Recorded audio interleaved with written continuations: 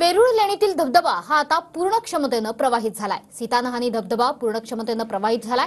पावसामुळे संभाजीनगरातील सीतानहानी धबधब्याचं हे रौद्र रूप पाहायला मिळत आहे। आपले प्रतिनिधी दत्ता कनवटे सध्या आपल्या सोबत जोडले गेलेले आहेत। दत्ता, सीतानहानी धबधब्याचं पूर्ण क्षमतेने प्रवाहित झालेलं हे रूप खरं तर रौद्र रूप आहे, मात्र तितकंच नयनरम्य सुद्धा आहे। काय सांगशील?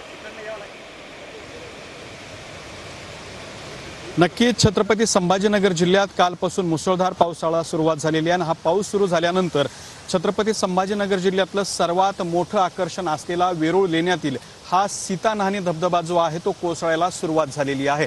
आपण बघू शकता की येळगंगेच्या नदीच्या मुख्य प्रवाहावरती हा जो धबधबा आहे तो बनलेला आहे। वेरूळ लेण्यांच्या दोन्ही बाजूला, एका बाजूला 29 क्रमांकाची लेणी आहे तर दुसऱ्या बाजूला 28 क्रमांकाची लेणी, आणि या दोन्ही लेण्यांच्या मधोमध हा धबधबा जो आहे तो तयार झालेला आहे आणि मोठ्या प्रमाणात धबधब्याचं पाणी सध्या खाली पात्रामध्ये कोसळत असल्याचं आपल्याला पाहायला मिळतं आणि एक रौद्र रूप, एक वेगळं रूप, एक धुवाधार रूप जे आहे धबधब्याचं ते या ठिकाणी पाहायला मिळतं आहे। छत्रपती संभाजीनगर जिल्ह्यामध्ये जो काही पाऊस पडलेला आहे तो म्हैसमाळ घाटावरून वाहून येणारं जे सगळं पाणी आहे ते या धबधब्यामधून खाली कोसळत आहे आणि त्याचं एक विहंगम रौद्र रूप जे आहे ते सध्या पाहायला मिळतंय। आपण जर हा धबधबा सगळा या ठिकाणी बघितला तर मोठे तुषार जे आहे ते खालून सुद्धा उडत असल्याचं आपल्याला पाहायला मिळत आहे आणि एक सुंदरसं चित्र छत्रपती संभाजीनगर जिल्ह्यात पाहायला मिळतंय। देश विदेशातून पर्यटक वेरूळ लेणी पाहण्यासाठी येतात आणि त्यांना हा धबधबा सुद्धा पाहायला मिळतोय, त्यामुळे एक वेगळं आणि चांगलं चित्र निर्माण झालेलं आहे। काही पर्यटक सुद्धा आपल्या बरोबर आहेत। कसं वाटतंय हा धबधबा?